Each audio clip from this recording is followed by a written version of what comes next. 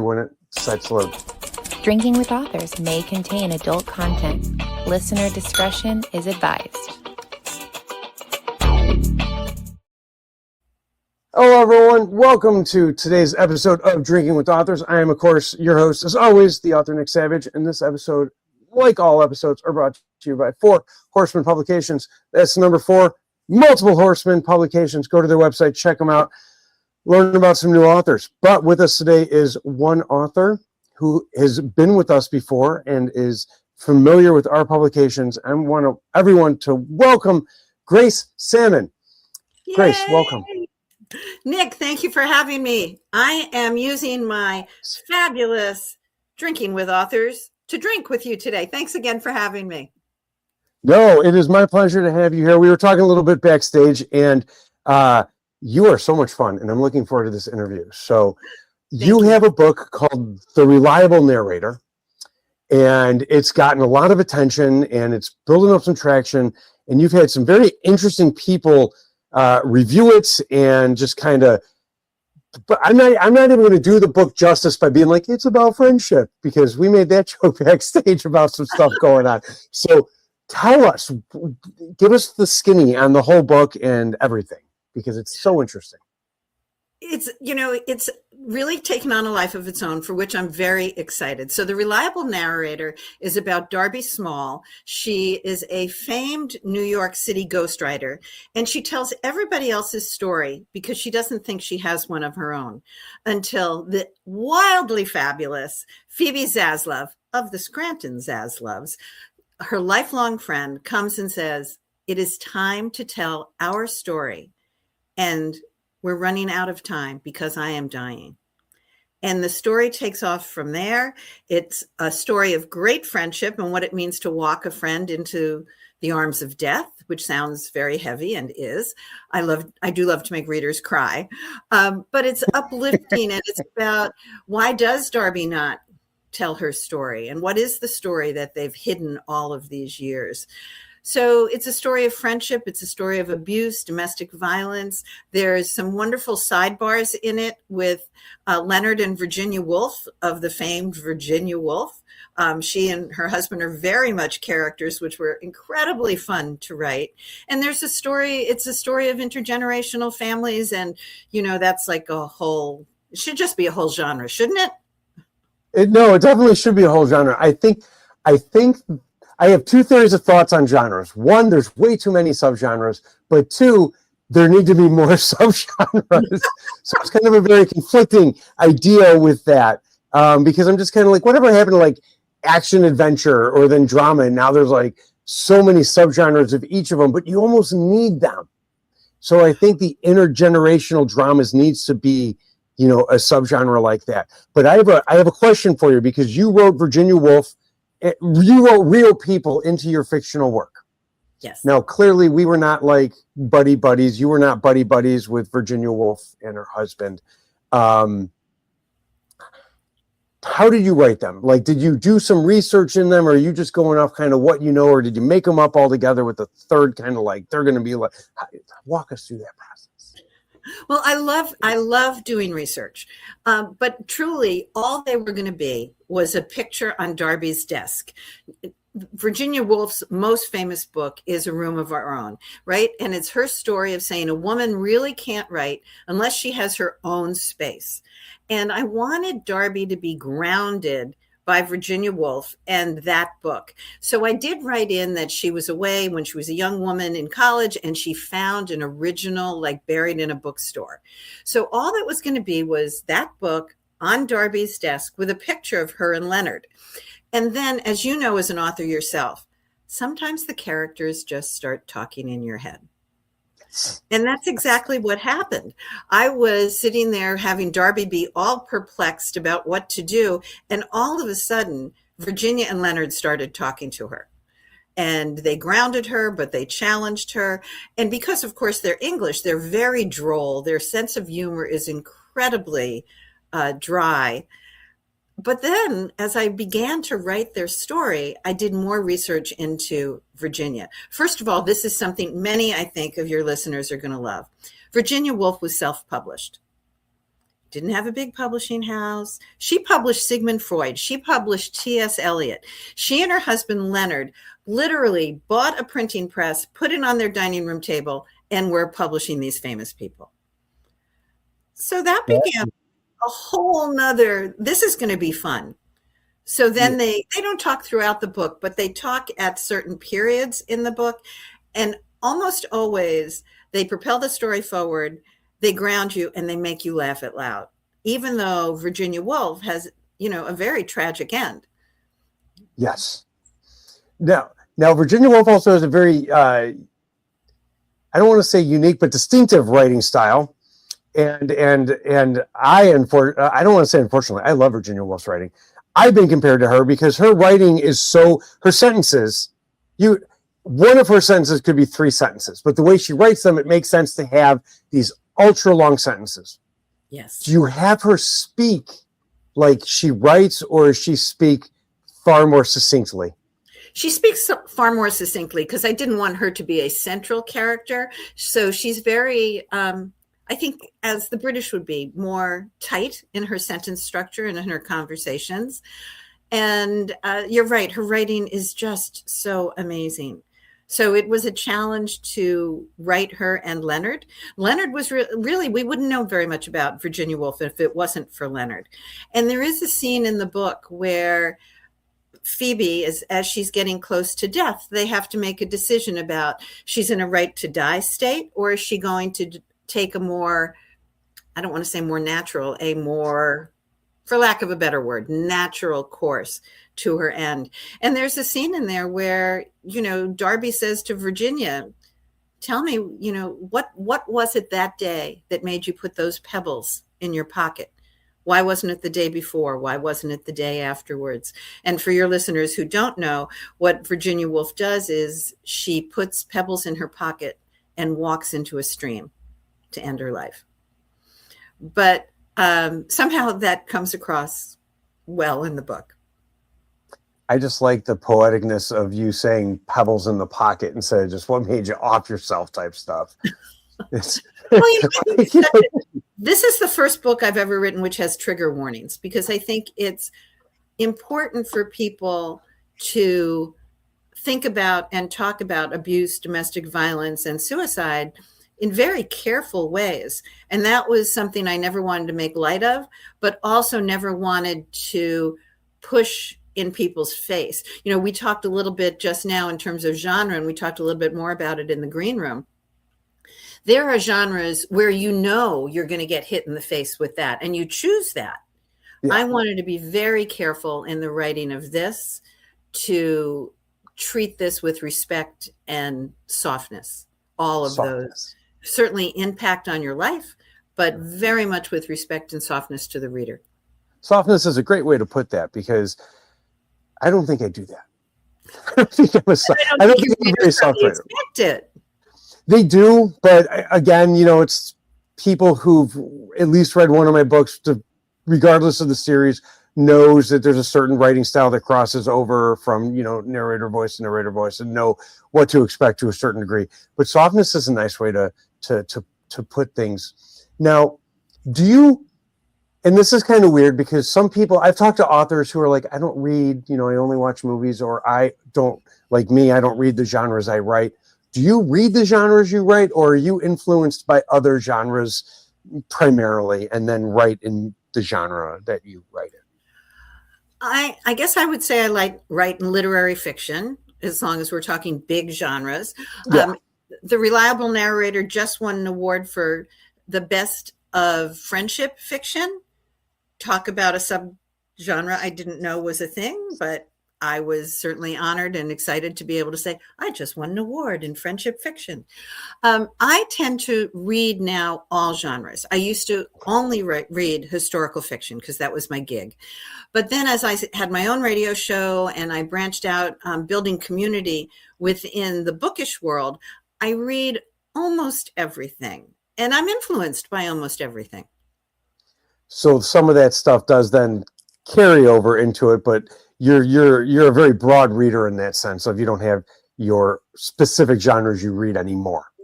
No, and I also think I'm influenced by conversations with certain authors. There's an author friend of mine named Barbara Davis. She's with Lake Union. She's, I don't even know, 12, 13, 14 bestsellers. One of them is being made into a Broadway play. She's just got another one optioned for Netflix. I'm very proud to call her friend, jealous as heck. But also, she talks about how she polishes every sentence. She wants it to be lyric. She has a music background. If she polishes a sentence to her satisfaction and then goes back and edits it and takes out like a 3-syllable word, she reads it out loud again, again, and again until she figures out if it has the cadence that she wants in a sentence. And that knocked my socks off. So when I wrote The Reliable Narrator, I wrote it not to that level, but with the idea that every sentence had to have meaning, purpose, and sparkle. Well, I think to an extreme level, it should be true of any sentence in a book, where if it doesn't have, of course, the meaning, the forward motion of the story, it shouldn't be in the book. Now, of course, there's leeway on that. You know what I'm saying? But to the extreme of what she does, it definitely creates a certain end to what in the what I've read, what people were saying about The Reliable Narrator. You do that with your book, where you have that cadence, that flow, that lyricism to the writing, which only adds to the softness, I think, of what you're portraying in the friendship, because there are ways to handle death in a book. And of course, on the one side, you have like the horror movie and the action way of handling death, where it's there, it happens, it's in your face, but of course it's so extreme that it's only realistic in very small amounts of what a few small percentages of people in life will experience. And then you have what you're portraying, which is something that most people in life are going to experience at some point. And so you wanted it to be something that is, I'm assuming, more relatable to the reader. Very much so. I was asked the question the other day about what do you hope your readers see in your books? And my answer surprised even me. And my answer was, I hope they see themselves, because all of us have experienced abuse. It may not be, it could be workplace abuse. It just could be an abusive friend. It could be being yelled at by, a road rage thing. So there are degrees, but all of us have wrestled with grief. All of us have wrestled with tough situations. All of us have wrestled with tough family dynamics at different times in our lives. So I do want people to be able to see themselves in our books. I write my secondary characters very fleshed out, but I always write with a great deal of interiority. So my main character, I want you to be fully in my head. And I want you to be in that character's head. So I very rarely give that person big distinguishing characteristics. The only thing you really know about Darby Small is that she's 5'8". You don't know what color she is. You don't know what color hair she has, but you know everything about all the other characters. And you do this, again, reiterate for us why.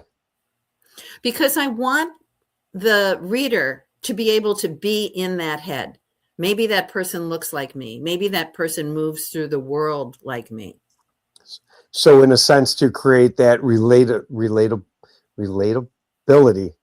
I had to think about what conjunction that was. Relatability. To create, I almost said relaticism. I was like, that wasn't right. This is how my head works. Yeah, it's a good word. I want you to be in their head. I want you to be able to view the character through your eyes, through their eyes. It's interesting because when I came out with my first book, The Eves, it was not, which came out 6 years ago, my first novel. I've written 8 books. So Reliable Narrator is book 8, but I write fiction and I write nonfiction. So when I came out with my first fiction 6 years ago, there was a lot of talk about, first person narratives are not popular. Now you see it all the time. I love reading and writing first-person narratives. Me too. The book I'm reading right now is actually first-person narrative, and I only got a chapter in. I was tired, but it's Everyone mispronounces the last name, a Chuck Palahniuk book. I think it's actually pronounced Palahniuk. Guy who wrote Fight Club. I'm reading Invisible Monsters, and it is fantastic so far, but I'm only a chapter in because I was tired as hell. Mm-hmm. But first person is absolutely a perspective that needs to be embraced more, and people need to get on board with, because it's so much fun. So keep writing that first person. I will. But I want to talk about abuse for a moment, if we can. Mm-hmm. Sure. Because abuse is, I think nowadays, and I'd love to get your take on this, I think nowadays, especially without getting into the political climate or anything like the geopolitical climate, abuse is something that's almost expected in some level. And because it's expected at some level, whether it be at job, through family, through friendship, or intimate relationships, it's almost excused. Like, oh, he's not that bad, or my boss isn't too bad. They just don't want us to have our breaks. Like, eating is bad, you know what I'm saying, at work, or something. Some level of abuse is expected and almost expected to be tolerated. What is your take on that? Oh, well, the answer is no. No. Short answer, no. Let's not do that. I like to live my life trying to understand others, but I also like to live my life being kinder than I may need to be, or kinder than I need to be at the moment, to raise other people's voices up, which I think I do, hopefully in all aspects of my life, but certainly in my work. So abuse happens. I don't think we should ever expect it. I think the hard part, though, Nick, is calling it out. You know, And how do you call it out for yourself? Because a lot of what I write about, particularly in Narrator, is claiming your voice. So how do you call out abuse? How do you claim your voice so that that doesn't happen again?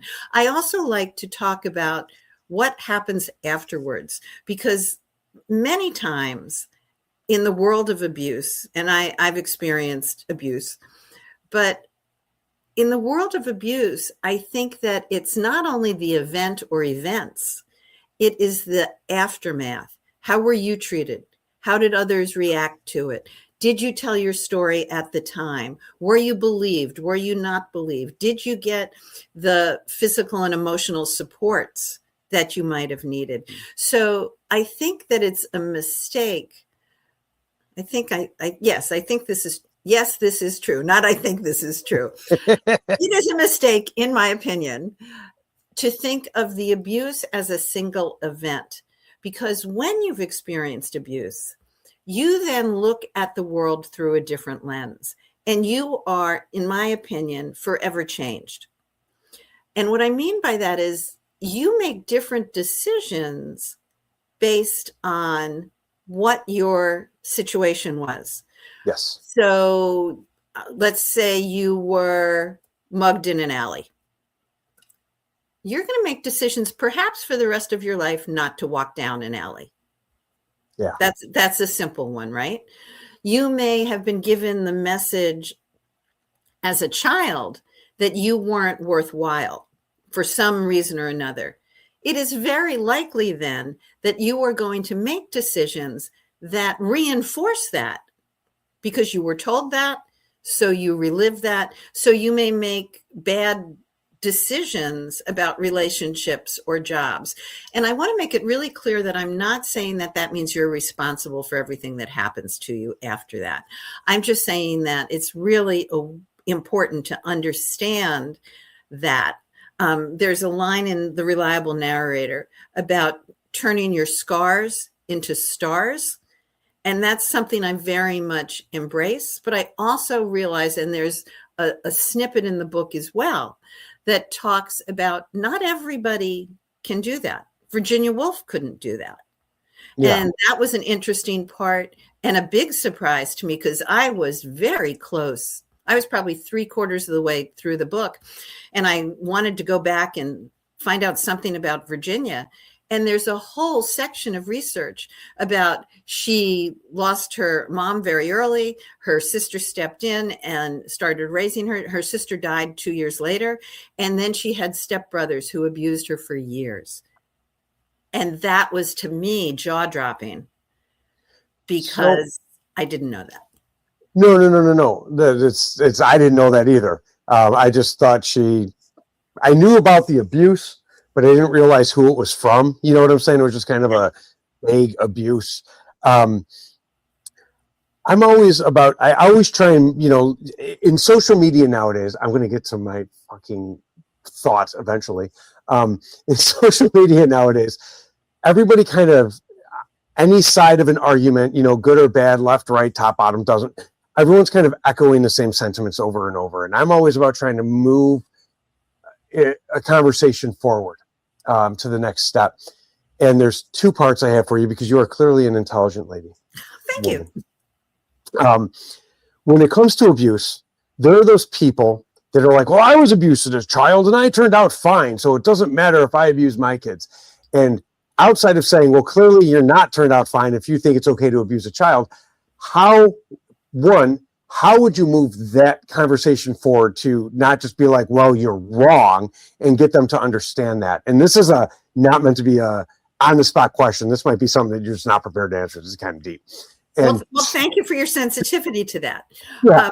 I think because of the nature of your show, I can tell you that in my head, I may be thinking, excuse me, what? There may be many things going on in my head if I was in the room with that person. Yeah. But those things, I think now I have learned not to come out of my mouth right away. But I would frequently start the conversation with, and this is a great sentence, and I learned it from somebody I hired years ago who's truly a brilliant woman.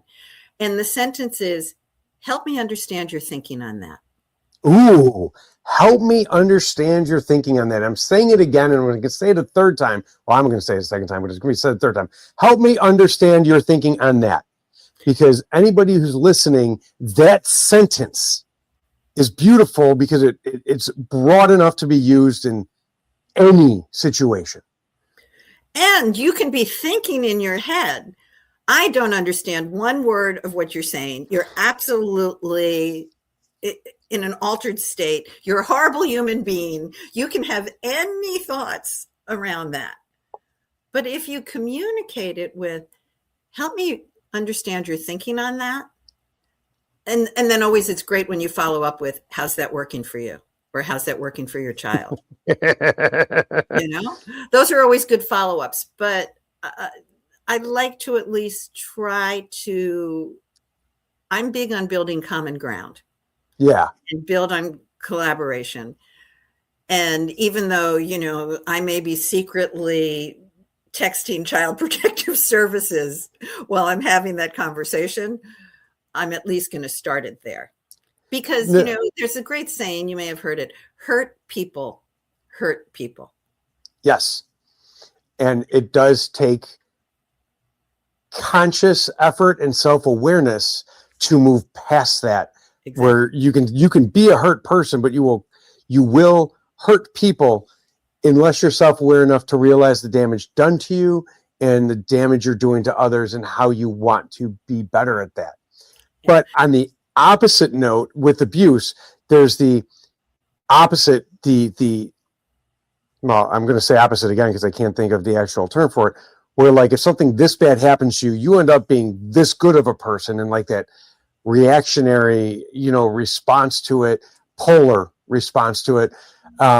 Because there's actually a influencer, whatever you want, a personality I follow who went through this mass abuse as a child. And now they are an expert on like cult behavior and this and that. And my question for you is, because you said you've been through abuse yourself, but you seem very well adjusted.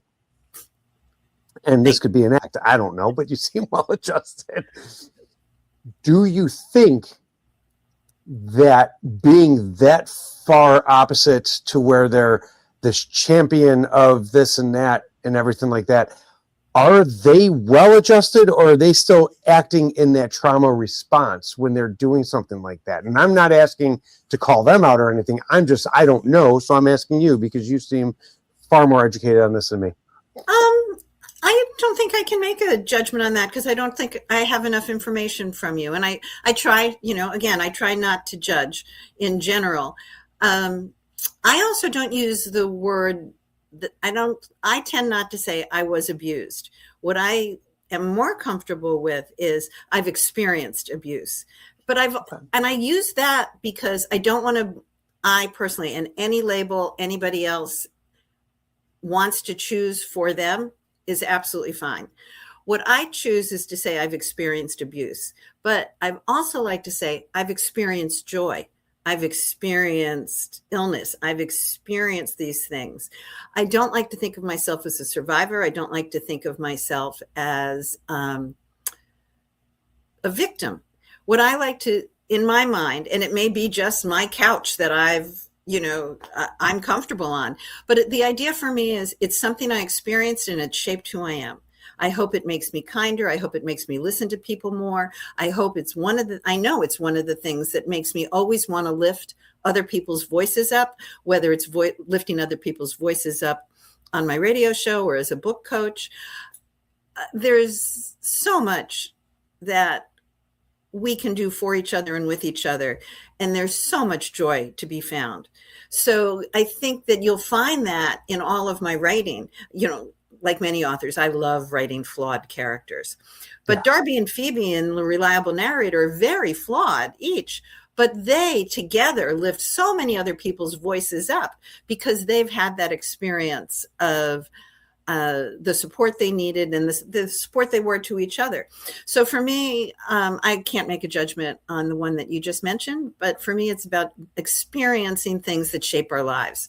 And that's very much my hallmark. What are the things where do you leave your handprint? Where do you leave your mark on the world? And who leaves fingerprints on your heart?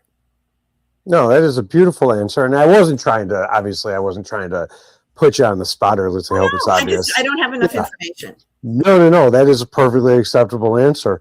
In dealing now, moving away from abuse, my segues are horrible. Moving away from abuse, in dealing with death, you say you do it in a softly. For people, when I was looking up your reviews, your praise, whatever you want to call it, one of the guys was saying, this is not I am not the intended target audience, but I was glad I dove in head first into this book. For those who are not the target audience, who might be going through something and they need something a little different, because sometimes what we do as humans, as peoples, don't work for us anymore, especially if we're going through something different, because death isn't an everyday occurrence, or it shouldn't be an often occurrence for people. So as we go through something different, we might be looking for, something different.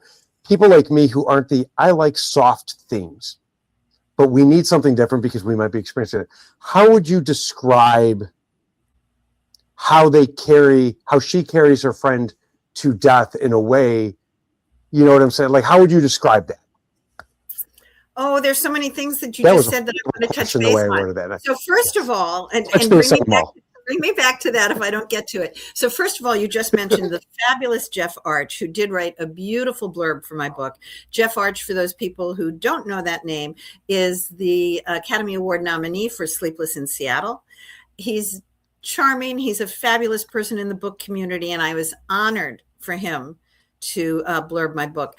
And I have to tell you, I was very surprised that there's a woman who is an international bestseller named Tracy Anderson Wood. She writes mostly historical, fabulous fiction. Her blurb said something about this book uplifts women's fiction above all other categories. So I've been very, very honored to have the kinds of blurbs. So thanks for pointing to some of them. I love that people have said it's compulsively readable. And I think, Nick, the reason it is, for many, compulsively readable, for which I'm grateful, is that there's lots going on. So it's a book within a book. You learn, if you're at all interested in the publishing world, you're going to know a whole heck of a lot about behind the scenes in the publishing world, just if you like to read about books within books, which I happen to do. And because I do so much book coaching, and I've been indie published, self-published, hybrid published, and trad published, I wanted to throw all of that in there. There's a lot about AI in there. You know, Darby is on a deadline. Does she or does she not use AI? And AI rears its head in a couple of different places. So there's a lot, I think, going on. There's family stuff that we've touched on that is going on in the book. It's stories about who am I? The main characters are right around 60 years old. So for anybody who is saying, who am I in the middle of this changing landscape of my work? I've got all these younger people doing this, and now all of a sudden at 60, I'm feeling like a dinosaur. So I think there's so much going on in the book that I wanted different people to be able to hook in at different parts. In the way that I walked Phoebe and Darby into death, you know, I'm going to kind of touch on romance a little bit. I don't write romance well. Yes, I don't write well. I really don't. In my first book, The Eves, there's a relationship building probably from the end of chapter 2 to between Roy and Jessica, the characters in that book. And that relationship is building, and they should have so hooked up probably in chapter 10. And I just kept pushing it back and pushing it back because I didn't know how to write the scene. I did not know how to write that scene. It's strange. Yeah. Writing those scenes are strange. Just to interject for a second, but they're a little different. Yeah. And I wrote it very, I love the love scene in The Eves. I really, really love it. If you want tawdry hot, you're not getting that. You're getting soft, gentle, fabulous, good sex, but much softer. And I think I did that with The Reliable Narrator. There's actually a scene in The Eves where I knew one of the characters was going to die, and I didn't know how to do it, so I just had her get hit by a truck.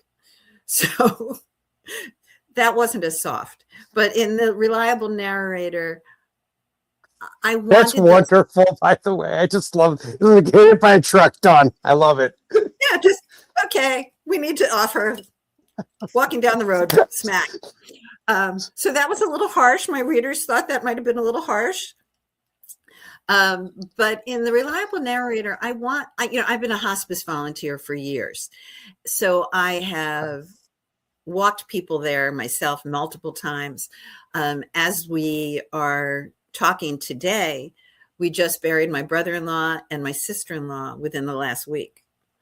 So, oh my God, thank you. No, it's a journey for sure. But I wanted there to be all the things in what I would call a good death. You know, the time to talk, the time to say thank you, the time to ask questions, where The Eves is very much in part a story where you're faced with the questions you wish you could ask your parents if they were still present to you, and tell the stories you would want to tell your children if they were ready to listen. So that is part of what's going on in The Eves. In The Reliable Narrator, I wanted Darby to have that time with her mother where she could ask the questions she had never asked before. So Darby's 60, her mom's 82, and there's this crescendo of a scene where Darby confronts her mom about, why didn't you protect me better? But in the death part of it, I wanted Phoebe and Darby to have those sweet moments of, do you remember when we did this at summer camp? And what's going to happen to Phoebe's kids? And are they going to get to write this book within a book to a stage that Phoebe feels comfortable as she leaves us? So again, it was soft, but it's very real. So here's my wording and my questions are sometimes so wonderfully succinct. Humor in death. And it sounds like a horrible thing to say without understanding what I mean by that. But when people are terminally ill or chronically ill, or, they closer to death, they develop this strange kind of sense of humor, not even a morbid sense of humor, but it's a very unique sense of humor that I think I've only ever experienced with people who have dealt with either chronic illness, terminal illness, or were close to dying from something. Yeah. How did you approach that with, that character? Well, Did you Phoebe, approach it, or did you? well, I think so. And I think that's a really interesting insight. It sounds like you have lots of experience around death and dying, and lots of sensitivity around it. So first of all, Phoebe is just naturally hysterical. She's larger than life. She drives a bright pink Jeep. She wears pink boots, pink PF Flyer running shoes. She's just a very funny woman. So she is funny that way. But I also think you really realize when you're in a situation like that, what's important. So everything that you thought was important yesterday, once you are clearly on the path, becomes far less important. What becomes important is the relationships in front of you. I think honesty becomes very important to you. And honesty, for me, it's really an interesting theme. You said before that you don't always ask your my words, not yours, but you were implying that your questions weren't always brilliant, but you have a brilliant mind. I find it interesting that it took me the 2 novels I wrote and starting my 3rd to realize that honesty is a key theme for me. In the first book, Jessica is hiding behind multiple lies. She is not being honest and authentic. In The Reliable Narrator, Phoebe and Darby become more and more authentic as the story continues.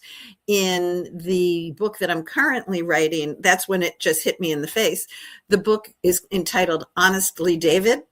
And I was like, oh, honesty. I guess being honest is a thing I wrestle with, being honest and claiming your story. But I do think there's a humor in it. And part of it is to break the ice, right? Or the tension, if you're doing that. And I don't think anybody in my family would be upset for me to share this. But we were several weeks ago, it's all a blur, maybe a month ago, we were up in New Hampshire, and we, as a family, were signing my brother-in-law into hospice care.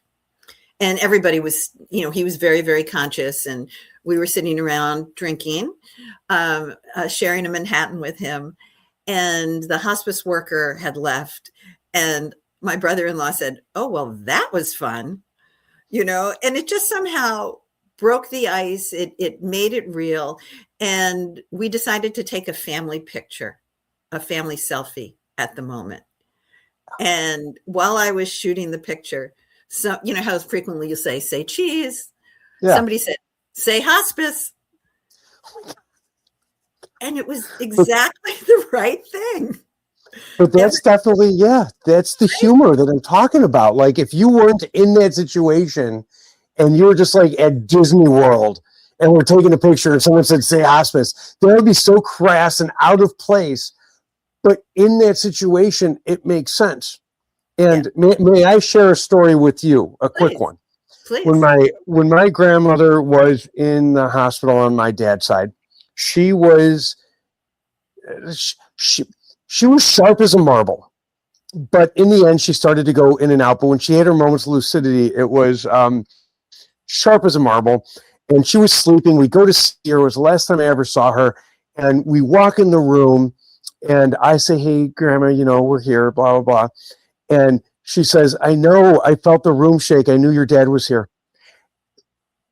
And it was her kind of humor. My dad's a heavier guy. He's lost a lot of weight, but he was like 315 at the time, heavier guy.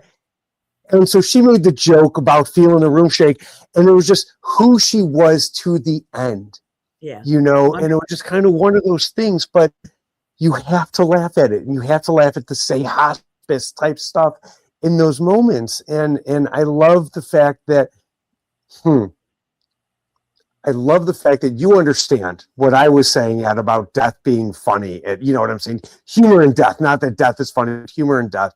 And thank you for being able to say that what I said with my words, because I definitely, sometimes when I go to form a question, because I don't get a ton of prep time, and I do it on purpose because I want to keep it very casual. I get half an hour before I interview anyone. I find out who I'm interviewing, and I have that much time to look them up and do these things. And I do it so it can be a little more casual and less like prepped. Because as you know, even when you're given prep questions, sometimes that gets changed and the 6 to 7 minute segment gets cut. Thank you for sharing that story with me, Nick. I appreciate that. No, it's death is something we will all experience, and hearing other people deal with it in ways that isn't always doom and gloom, I think helps. And you think about the after death things, parties, celebrations, wakes. It's all about telling the stories, and there's a lot of tears there, but there's a lot of laughter, right? My family is mad with me about how I want to be treated after I die. I'm sorry. Because, well, my family is very much get buried in a cemetery or get cremated. And I'm like, getting cremated just burns energy and creates, carbon. I honestly just want to, and it's weird. I want to be dropped in the ocean and fed to sharks. Okay. And I know that's strange, but I'm dead. Use me. I'm going to be a lump of flesh. Use me to do something better, and feed something with it. And I know that sounds strange, but it's one of those things. Either that or Weekend at Bernie's. Something fun. For you, I'm going Weekend at Bernie's. But maybe, you could do both. A quick weekend at Bernie's. You'll still be fresh enough to go to the Sharks. See? Thank you for understanding.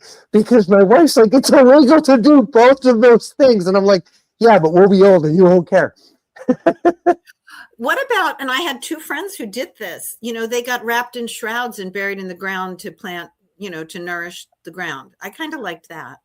I would do that. And there was a thing for a while where they would use you to plant a tree. Yeah. And you would become a tree. And they found that the bodies weren't decomposing. Oh. It was a whole thing. Rethink that plan. Okay, I'm going to go with Weekend at Bernie's for a short period of time for you while you're still fresh, and then to the Sharks. Now, you seem like a far more down-to-earth person than I am. I'm assuming you want something a little more traditional in the end. Oh, I'm a little older than you too. And my thinking is changes on this all the time. My parents were buried in a cemetery on Long Island. They thought, oh, nobody's going to be with them. So I promised them I'd go there, but that's not feasible. I live in Florida. At the moment it's cremation, but my mom was cremated. Right now it's cremation. I probably have to rethink my carbon footprint now that you mentioned it. Dang. I honestly don't know if there is a lot of carbon release. Like, this is just my thoughts as you're burning something. No, it's gotta be. Oh no, for sure. But we also buried my brother-in-law in a beautiful, beautiful cemetery that goes back to the 1600s and overlooks a beautiful body of water. And I love old cemeteries. So the idea of somehow spending eternity in this beautiful place, I don't know. No, trust. I understand, because like if I have to do something a little more legal, I wouldn't mind like one of those crypts, what I'm saying, where like you can walk into the crypt, but don't put me in the wall. Just like mummify me and put me on a throne. Okay, we can do that. Like, it's death. Like, to me, death shouldn't always be sad. Like you have the celebration of life that, like you were saying, after the burial or whatever, you have the celebration of life and the wakes and stuff. And they're sad because obviously you're there for, someone who passed away.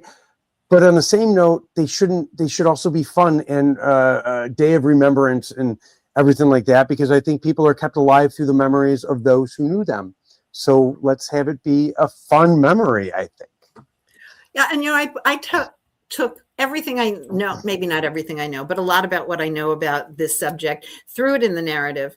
And the reason I did that was because there are so many things. There's a Jewish expression that is something along the lines of, may their name be a blessing. And someone is never really dead until somebody stops speaking their name. Yes. And I love those two things that I borrowed from my friends who are Jewish. And there's also a tradition, I don't think I put it in Narrator, but I'll probably put it in my next book.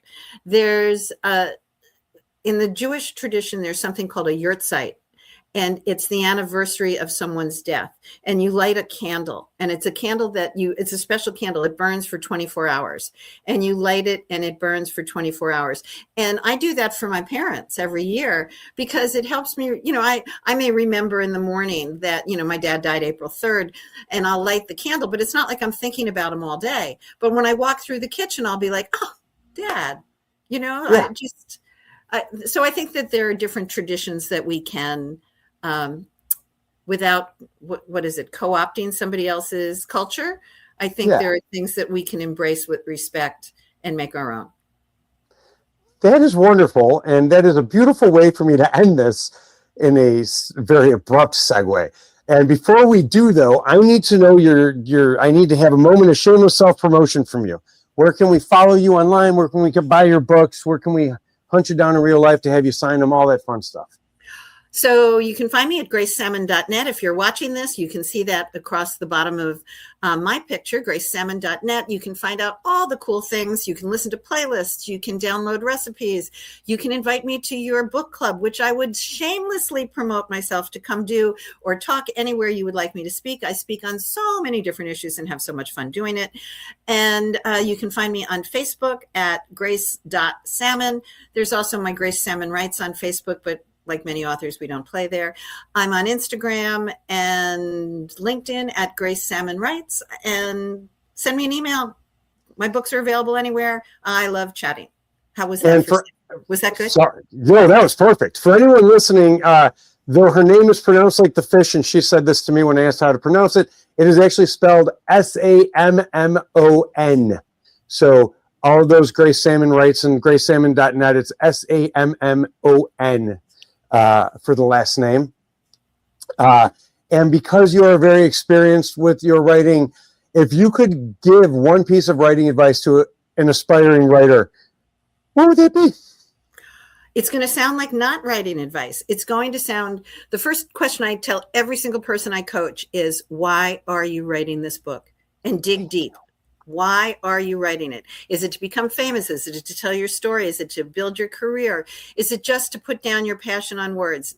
Dig deep and find out why you're writing this book, and then what success looks like for you. That'll drive absolutely everything else, from your emotional budget to your physical budget. Of all the people I interviewed, I think you were the first person who's ever answered with that one. And it's true. To touch on that before we leave, I have a guy I work with. He's my best friend, and we've been working together on story building for over a decade. And when we first met, he was like, "Why are you doing it?" And I used to take it as kind of a gotcha, like, "Oh, you won't be able to answer this, and they're going to say you shouldn't write." And that's not why anyone asks that. But if you can't answer that question, you're not going to be able to write an authentic sounding and an authentic feeling story, because you don't know why you're writing. And I love that you brought that up. And you may have, the answer is going to be different for every book. I write fiction for a different reason than I write nonfiction. So thank you. And Nick, you are brilliant and fun, and I'm happy to famously self-promote you. You're great. Oh my God. Thank you so much. No, I have so much fun. I had so much fun with you today. And I look forward to your next book and having you back on and everything like that. So everyone, go buy her book. It's already out because we didn't get her on before her book released. So it's already out. The Reliable Narrator. Pick it up. She has another book called The Eves. Did I say that right? All right. I was making sure I didn't mess up that title. I do that a lot. Go pick that up. But for everyone watching, well, first, thank you, Grace, for being with us. Thank you. For everyone watching and listening, thank you so much for tuning in and joining. Follow, like, share, tell people about us, make us famous. If you work for a company who sponsors, hey, we need sponsors. But But until next time, just remember, it costs nothing to be kind. See you all then. Grace. Thank you for listening to Drinking with Authors. Join us next time for another fun conversation with an author over drinks.